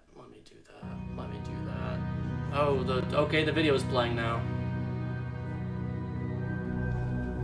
If you think anything below 500 USD is expensive, this was actually okay. So I can tell what this is. I can tell this is rage bait. This bottle was actually over. This was actually over $1,000. I'm just gonna be a dead ass with you right now. This model was over $1,000, and the artist spent a lot of time on it, and I love it. So doesn't really matter what. Okay, your power went out. Okay, well, that's just... Alright. Let me just do that. Let me just do that. I do not have the energy for that right now. Do not have the energy for that right now. I really don't. I really don't. And this model was very... It doesn't really matter. Like, literally... Okay. Anyways, let's listen to let's listen to what Trays in the Infinite has to say. My life's work, my museum, our gallery. Within these halls sits the galaxy's most comprehensive collection of artifacts in existence. I have spent my long years cataloging the entire culture of all the beings I could, from the dawn of time to the present day. Within these halls are libraries containing the last known words of countless races who have been cast to the harsh, uncaring winds of time. Truth be told, there are more galleries in my museum than a mortal could wish to visit in several lifetimes. Each hall is dedicated to a great empire and their achievements, we might not go that far, but also their faults and inevitable demise. The history of the universe is filled with such empires, their names forever carved on the steel of time. There are others. It does sound like David Attenborough. Oh my god! Their gift of life, their existences being short, painful, blighted tales. The tales of history are only reserved for those who earn the right to write them. I will show the halls of my library to guide you on the story of all of Trace time. and Necron, bro. Well, he does sound like David Attenborough. As we start from the dawn of all existence.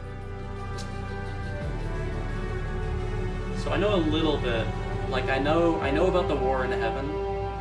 I know about that a little bit at least. It's a little loud. Density. Time periods, the actual timeline in BC and AD will be displayed. Oh, cool. A singularity. Oh, okay. Initiating the expansion. Primordial gas and cosmic dust sent into eternity to become everything we know treason. Or ever will.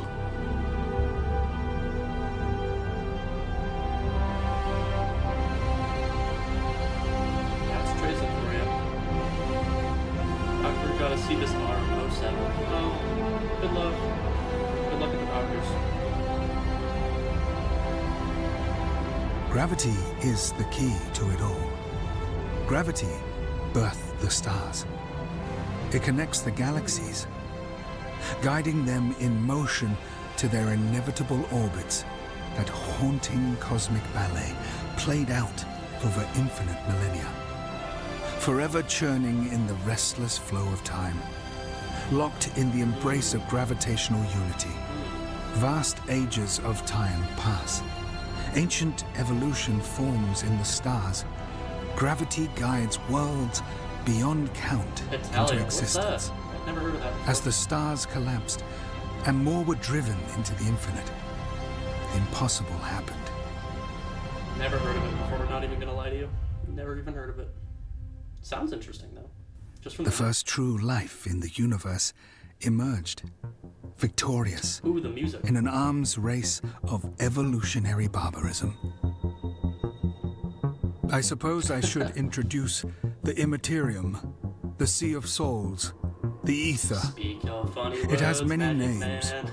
However, it is generally referred to as the Warp, an alternate dimension that has existed as long as the universe itself. Made up of pure psychic energy this literally is, and this raw is emotions. So, this is like the riveting. warp is endless, unpredictable, and terribly dangerous to those who cannot harness its power. Oh, what the? The first conscious life was the star vampires, self-aware entities that appeared in the void between nowhere and nothing.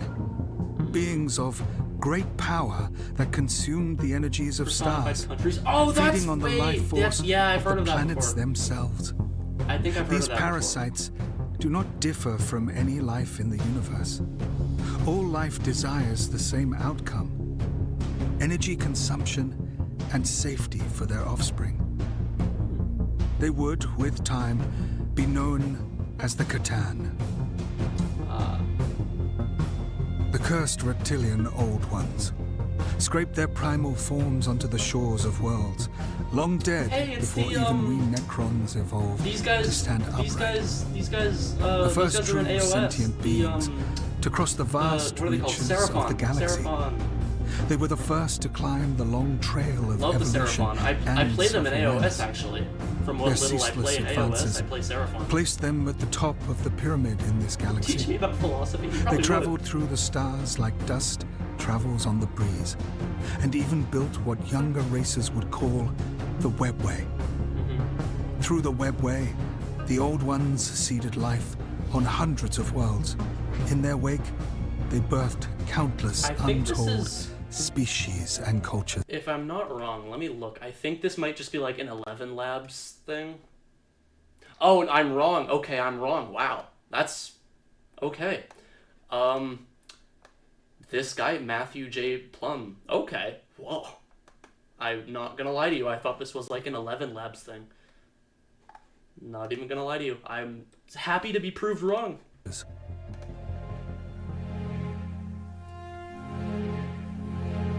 You should. Life This was is very cruel nice to our voice. species. I need not tell you that.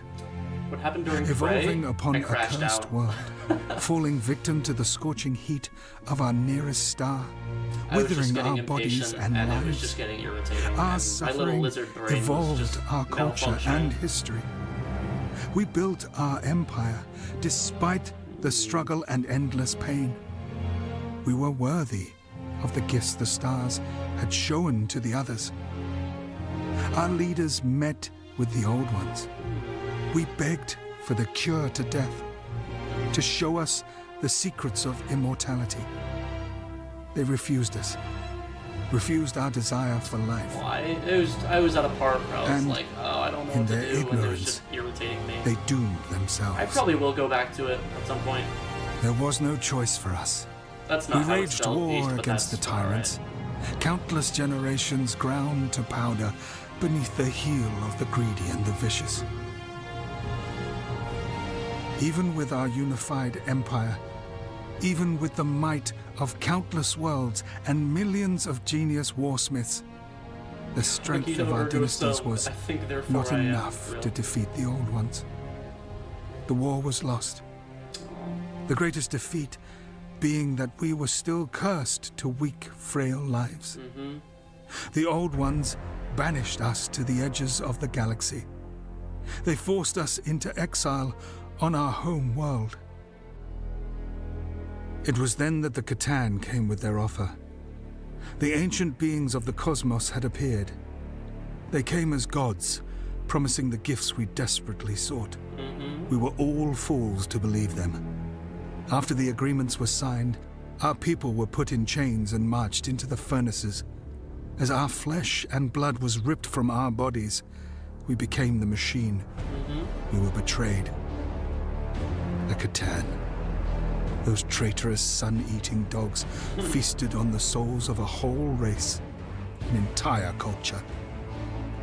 How tragic, then, that the ambassador for the Catan was named the Deceiver. I was gonna say, yeah, But I our remember something translators about a deceiver. misunderstood and believed its name was the Messenger. Sure. The God War, the breaking of the The void, lights are out and I'm alone. the war Aw. in heaven. 5 million years of hate and flame. Okay, 70. The what Old did that say, Ones were driven 70 back something BC? by the combined 70 force of the million BC? Catan and us, their steel slaves. Wherever we Necron tread, life fades like a distant spark in a cold night. The Old Ones, those fools, they grew desperate, True. creating You the have us Eldar fools. to help them in their losing war. A race of decadent, hedonistic artists to fight steel gods. Fools. They created the fierce Krork, a species that thrives on war and the desire for war.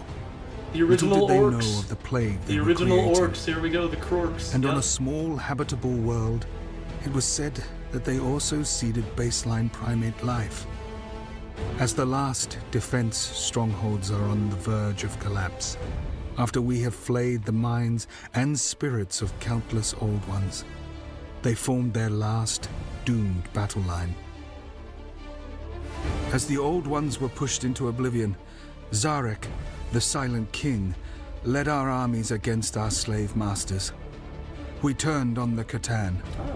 The Catan were weakened by the war against the Old Ones and the threats of the Eldari and Krork armies. The Catan were shattered, defeated and placed in our stasis chambers, made to watch from containment as the race they sought to enslave freed themselves. The mighty Catan were not much more than prisoners, forced to watch us Survivalists live forever. on despite Real. their evil desire. That's so real sweet. Weakened from the wars, we faced the new threats of the multiple upstart races, the Eldari, the Krork, and so many more. The Silent King decided our fate. We were to wait in silence as our armies rebuilt. We need not fear time like our puny carbon-based enemies. It is during this time the Eldari developed their technology at an exponential rate, becoming the dominant force in the universe. It seemed they had advanced their species to immortality. But how long could they sustain their own desires? I admit, I am partial to the Eldari. Their great works are unrivaled. Story. Their Wow. ability to will a world into being is You got me. haunting. We must speak about the so-called human element, as their empires take up many halls of my museum. Though sometimes unhinged and unpredictable, they are interesting and present true promise for us. We will cover much of their history, difficult as it is with the conflicting dates set by the Imperium itself. But no matter, we will account their records from our own sources. Imperial records will be our guide, or should I say, those Imperial records which I have procured will be our guide. I always found them to be of great amusement. Coffee, Red They Bull, had begun Monster, on a and small ton of class research. 54415 planet, True. on the edge of the galactic arm of the Milky Way. They had first crawled from the primordial ooze as advanced water-based life. To think that glorified fish now wrap the galaxy in an iron fist is enough to burn my central processors to solder. However, as we slept, these fish people became baseline primates. Class 4 Yeah, Trazen being. has a museum. That's his whole thing. For much of their early existence, the primitives accomplished little. It was their use of tools that separated them from the other animals of creation. Magic. What? From the first moment a cave... I need to pause for a second. Excuse me, what? The last time I drank Monster, striped thigh highs magically popped onto my legs. That's so real. That's so real. Dwelling savage struck a porcine variant with a rock. It was all over. Slowly, Yeah, I had to pause they 'cause that was invented just- that was pottery too funny to and the just bringer glaze of over. security, that is fire. It was then that the warp entities had emerged from the void, the first knowledge of the immaterium. The damage from our wars against gods had ripped wounds in the universe. From these wounds came the apparent gods, extremely powerful creatures that bask in the souls of the dead, growing ever in power. Right. The mortals referred to the beings as the Chaos Gods. They were named Khorne, Tzeentch, and Nurgle. What are three more pathetic void beings against the might of this galaxy? We have killed greater beings before. We may have to do so again. It is at this point that the Eldari learned the secrets of the webway and continued their dominance of the stars. The Imperial myth concerning the birth of their god emperor is as follows. Seeing the inevitable fate of humanity to be consumed by the Chaos Gods, a group of humanist shamans banded together to stop this future. They had devised a plan to save their species from the thirsting gods committing ritualized mass self-annihilation. As the shamans died and their souls entered the warp, the power of the souls overwhelmed the beings that inhabited that dead void. The soul of their soon-to-be emperor was birthed and made manifest in his physical form. So that's how he came to be. Okay. I must add here, this is perhaps one of my favorite twists of fate in all of history. Deep within a black stone complex, which crashed on Mars before the rise of humanity, is the Noctis Labyrinth. Within walls built 65 million years ago by us lies the ancient Void Dragon. Imperial myth tells us that it is believed that the Emperor conquered this dragon on Terra. After this defeat, it was imprisoned beneath Mars for all time. Little do they know, those red-robed clicking iron princes, that their Void Dragon is a Catan let loose by corrupted slumber. I was gonna say the Void Dragon. I wonder how they would react to the news that its real name is the Eater of Knowledge. Yeah, I was gonna say, I remember because my younger sibling, who he's the guy that started with Necrons, he one of the strongest models in just the Necron arsenal right now is it's like the Catan shard of the Void Dragon. It's I'll be back and grabbing my portable charger. All right. How many hours are we in? This is only... How long is this video? This video is only 40 minutes. So, we've... Oh, you're talking about stream? Stream is... What are we at? Stream is at 1 hour 40. And we've got... maybe 25 minutes left of this or so. Something like that. The humans began their empire on Terra. Their grasp of technology is slow. They spend much of their time throwing sharpened tree pieces at each other. Terra had a multitude of cultures, each one's god more important than the other. It was during this time that the Chaos Gods had fully awakened. With the abundance of new souls, the Chaos Gods had grown stronger. One human myth is that these events in their early years manifested the gods. Khorne was born in the charnel pits of millions of dead humans. Nurgle vomited into the universe in the wake of the vast catalogue of their illnesses. And Tzeentch during the artistic awakening periods of each unique Terran culture. How arrogant to think that the universe would notice their tiny conflicts. Humans had conquered their homeworld. They had experimented with the possibilities of travel through the Immaterium, still unsure of how to harness its power for space travel. I hear something in my house. Oh, God. They had developed primitive spacefaring capabilities and set off to terraform their solar system. They have always been amusing creatures, thinking themselves masters of the cosmos, even back when fire was their most advanced achievement.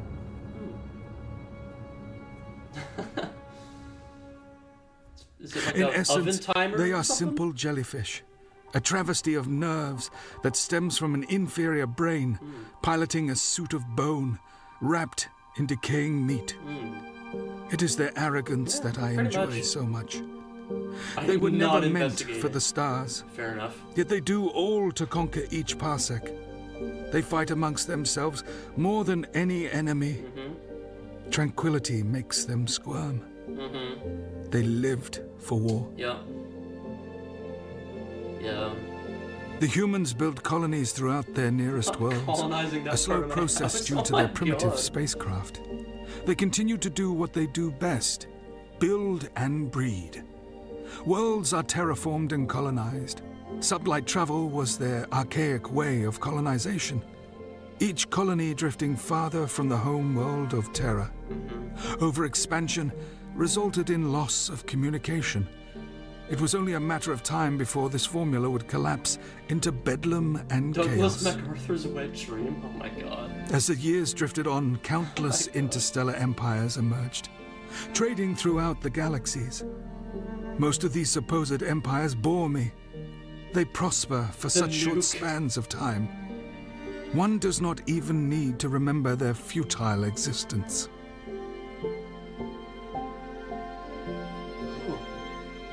The humans furthered their grasp on nature, bending any resources they could find to their greed. Colonies stretched into the vast reaches of solar systems, overextending their empire.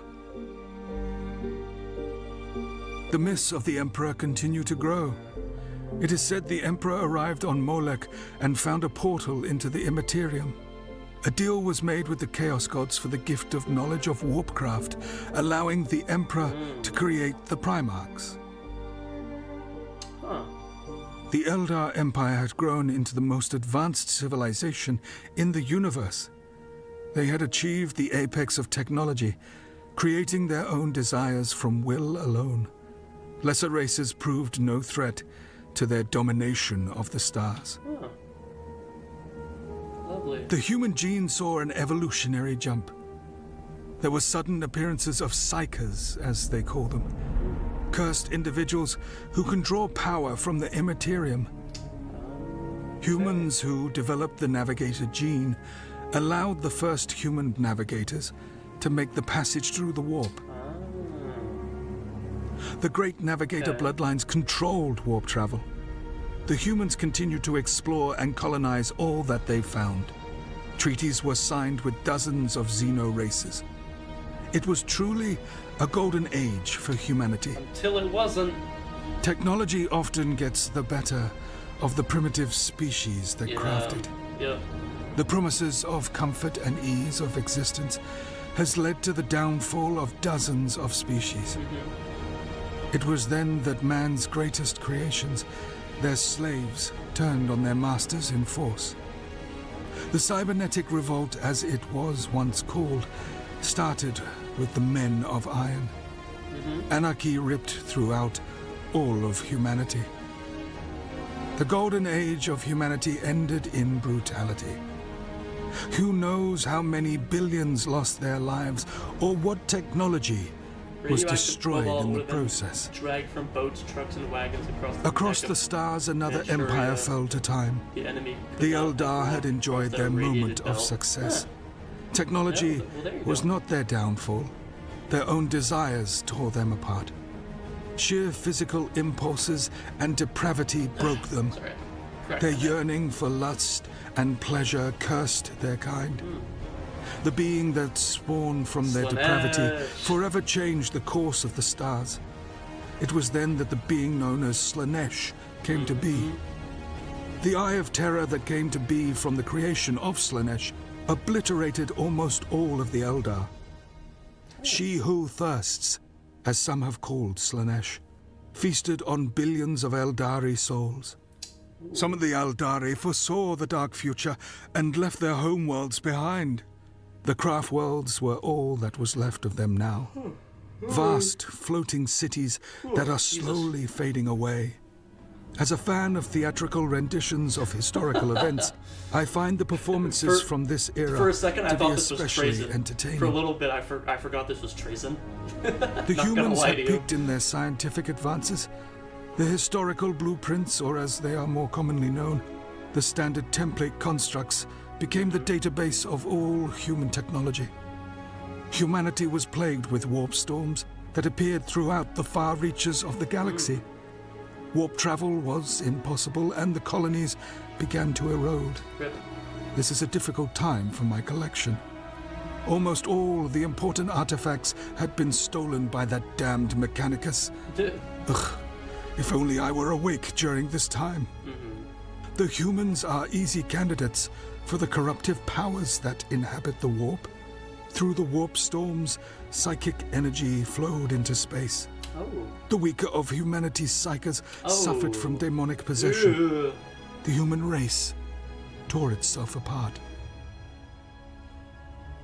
Lovely. The Emperor of Mankind began his plans for domination. He began work on creating the gene seeds that would lead to the formation of his 20 sons, or as they are more commonly referred to, Primarchs.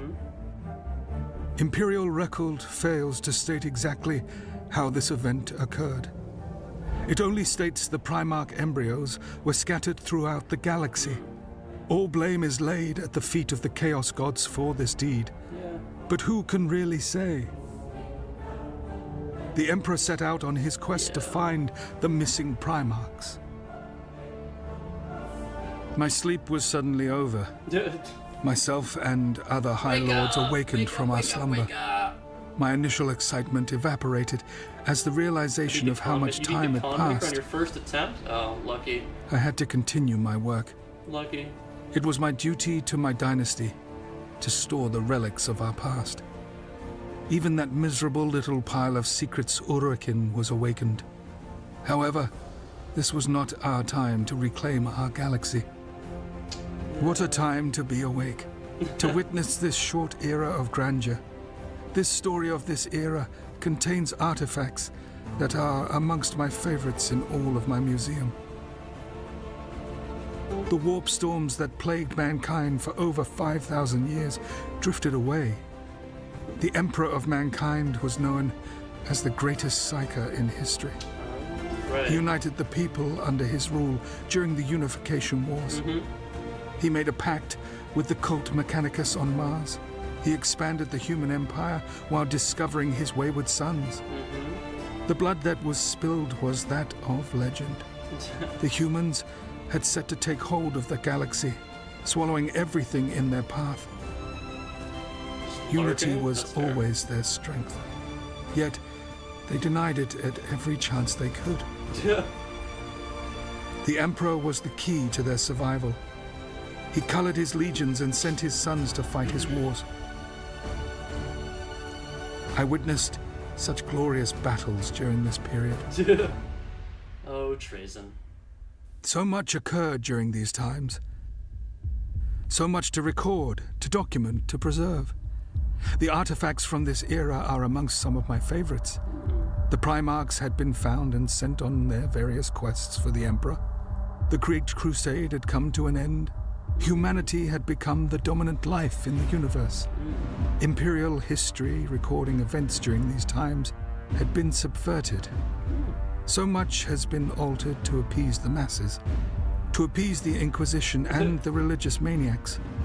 What is known as fact is the Emperor's favorite son, Horus, had betrayed the Emperor. Right. He and half of his brothers rebelled against the Imperium, and I was there to see it play out. Of course you were. The Battle of Istvan III was where the treachery transpired, with blade and firearm. To see the armored warriors battle, brother against brother. It was as beautiful as it was tragic.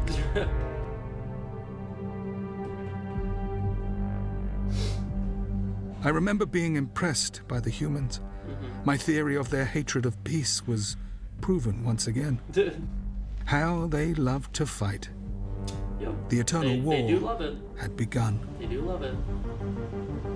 Above Terra, another civil war had already begun brewing. The Mechanicum split into two. The Red Robes believe in a being they named the Omnisire.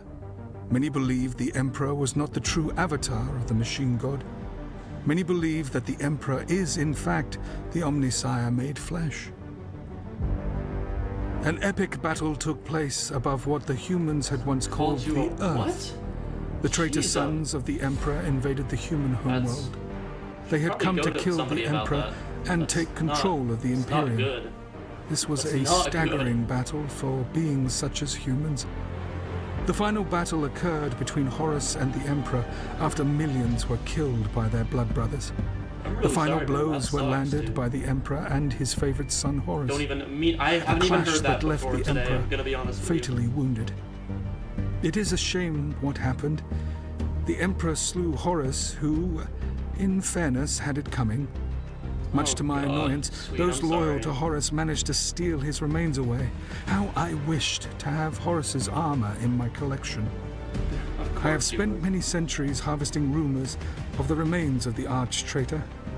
The fatally wounded Emperor was interred in the Golden Throne, a technological marvel from humanity's old world. Technology the Mechanicus hardly understood.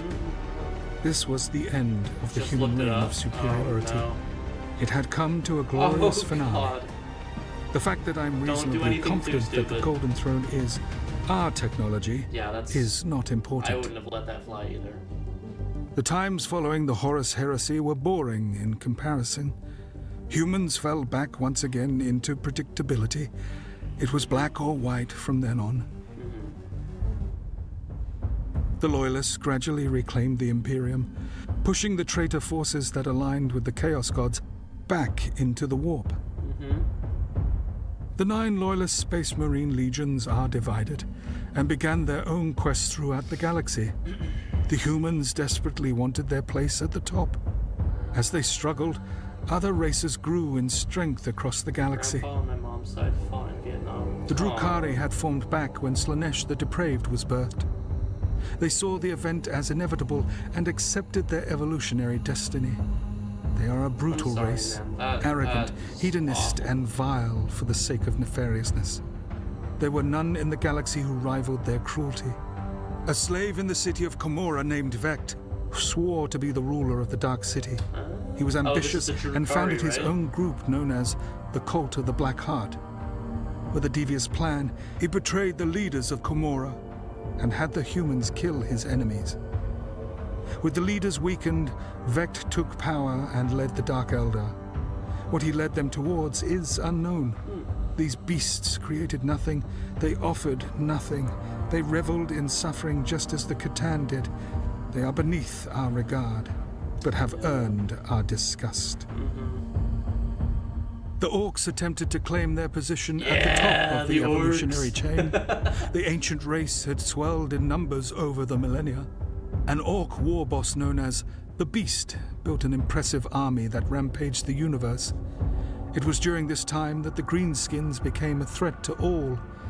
I find them to be similar in some ways to the humans, warring against each other, obsessed with power, obsessed with what both races call loot. Loot. What a crude word. Both believe their technology to be superior to all. Another life form that idolizes the spirit of war, the Astartes, were able to stop the Green Wave, at great costs, however. Damn. That art A goes new hard. species emerged from the dust of the cosmos. Ooh, the Tau. The Flesh Robotics first discovered the Tau on a distant world. The Adeptus Mechanicus ship, Land's Vision, found the primitive species. The blue creatures were simple in nature, having only learned to use simple tools and fire. Simple creatures that were of no threat, but still, their elimination was ordered as they were to be destroyed for the good of the Imperium. Before the planet could be annihilated, it was surrounded by a violent warp storm. The wars soon to take place changed the fate of their world. The Imperium abandoned their plans for colonization and left the species to their fate. I am sure the Imperium uses this story to drive their agendas. The Tau were able to unite under one banner. They claimed to stand for the cause of the greater good, a seemingly effective form of governance. As the centuries passed, the Tau built their empire, diving into did the video lag? Different castes. There we go. You may encounter them. They will speak of all these castes, bar one, the Ethereals. These ruling beings are conveniently forgotten about in the Tau propaganda. These faceless elites are the true ruling class of the Tau. The Fire caste are the fist used to quell rebellion. The Earth caste show off their medical capabilities to lowly serfs. The Air caste blockade worlds and offer free transports. And of course, the Water caste, those silver-tongued diplomats. They promise so much to anyone with the oral receptors to hear. These upstart fledgling fools must learn to tread carefully. They do not have the ability to confront the Imperium that they berate. Only Father Time will tell whether these masters of masquerade will live or die. Another rise in power for the awful orcs. Centuries of crusading had weakened the Imperium. Humanity teetered on the verge of collapse. The orc invasions were relentless. Even worse, the more the orcs suffered, the more they grew. Countless star systems fell to the green wave. It is their chaotic nature that holds them back from remaining atop their evolutionary chain. A culture predicated on the desire to be bigger and stronger than the rest can only go so far without true governance. Orcs. Even with their simplicity, the damage they caused almost destroyed the humans. It was not our time to rise. Our armies were set to awake at a later date. However, our tomb worlds were invaded by the Adeptus Mechanicus on their quest to find the lost standard template constructs. They discovered our tomb worlds. Their curiosity and their degradation of the slumber protocols led to countless members of our race awakening. 65 million years of slumber. It was our time to rule the galaxy once more, to reclaim what we had died for. Our metallic bodies regenerated. Our weaponry was to mortals what the storm was to the stone. More of our tombs were awakened. Our armies began their conquest. The Silent King took back his rightful seat on the throne. It is our time once again. How the humans love to hold their martyrs up for all to see. No single world is a greater martyr than Cadia. In truth, I had believed the Terran method of time recording, BC, stood for before Cadia. They speak of this planet so often during the orc battle. player that I know, my buddy, it was a world of much importance to the Imperium. And to be frank, the crap the out of me galaxy. every The time fall we of play, Cadia but is a loss. It was a weapon, I love him. a weapon designed to remove the warp from our reality. Its loss must be lamented. During the 13th Black Crusade, the War Master of Chaos, Abaddon the Despoiler, launched a massive assault against the Loyalists. A unfathomable war broke out, and the planet was eventually destroyed. It was a significant loss for the Imperium, losing such a beautiful world to their own traitorous kind. One of the greater threats faced by the mortal races of the galaxy are the beings we labeled the Great Devourers. Hey, the Tyranids. The Tyranids. The humans named them the Tyranids after their attack and consumption of Tyrant Primus. Revolting insectoid creatures that swarm world after world, consuming everything that stands in their path. The power's All back life on. is consumed by these creatures, consumed, studied, and improved on. Though they appear as mindless animals, they are sublimely clever beings. They have demonstrable hierarchies. They adapt and evolve in the moment to conquer any situation. That right there's old One-Eye. Little is known of their history. There are no records of them before the Great Sleep.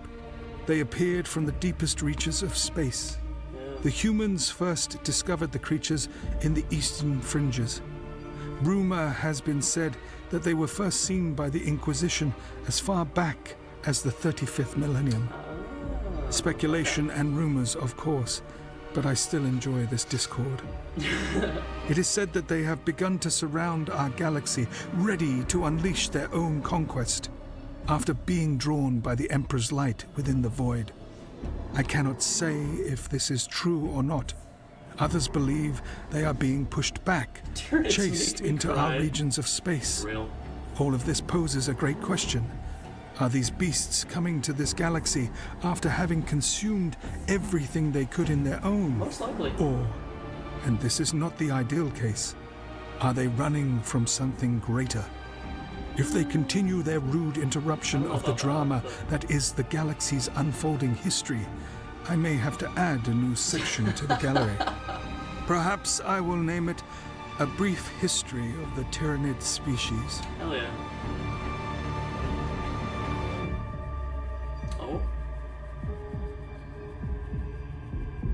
The universe is at unrest. The rapidly growing threats to the galaxies have increased as the weak find power. All of us are grasping for our rightful place on the throne of the universe. All empires rise and fall. It is the destiny of all life to fade away. Life is a struggle for all who have fought to survive. Even the smallest of life forms face this turmoil. The weak become dust in the infinite darkness, never to be remembered.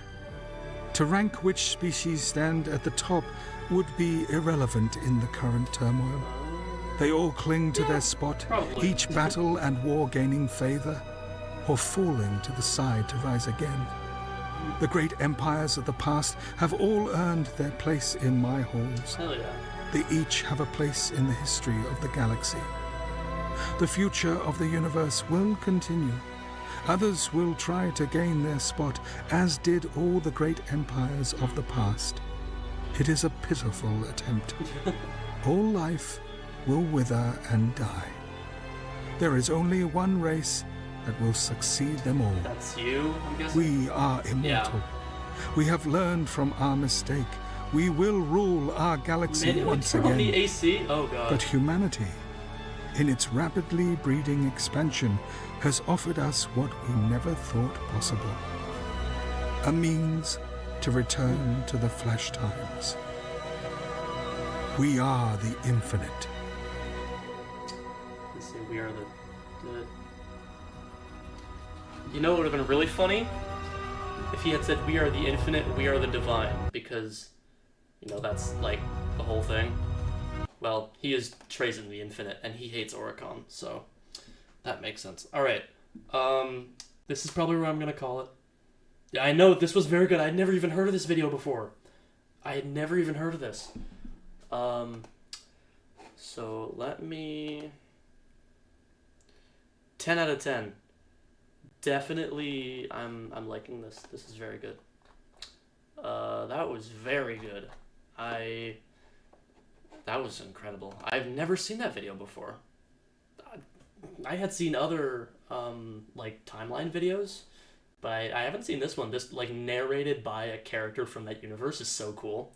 Someone like Trazen, who's just, like, a total, like, goober. He's so awesome. Alright, have a good night, Swede. I am gonna probably... Great first stream. Well, thank you for coming. Thank you for... I'm glad that it was a great first video, man. Appreciate it. Alright, so let me get out of here. Let me come on over here. Yeah, thank you guys for hanging out. I appreciated you guys. Warhammer Wednesdays will always be my favorites in the, just in terms of like, you know, doing this kind of thing. I always have fun just like watching stuff with you guys. Taking a lovely look. Yeah, thank you. I appreciate it. I don't know what the deal was with that earlier, but I try to ignore it. I know there's always going to be stuff like that, so I always try to ignore it. I'm usually pretty good at it. Stuff like that usually doesn't get to my head pretty often. It used to, but not anymore. Because I know at least that I've spent a lot of goddamn money on this. So, join more streams during the summer. That's awesome. Awesome. Yeah. All right. Okay. I gotta head to bed because my vacation starts tomorrow. That's another thing that I almost forgot. Is that I go on vacation tomorrow. And my mouse is acting weird. So that's gonna be cool. Night Barracuda. But yeah, so my vacation starts tomorrow. I'll be gone. Technically, I will be gone. So tomorrow, I leave tomorrow, and then I come back. Technically, I come back Monday, so I could theoretically have a stream Tuesday. It might be a little later, but I should be all packed and settled back in and everything. So, that should be fine. Where am I heading? I'm going to Boston, actually. I'm going down there to just relax and take some time off work. So that'll be fun. I'll still definitely be active in the Discord server, for sure. But I will not be streaming until probably Tuesday or Wednesday, depending on what my work schedule is after I get back.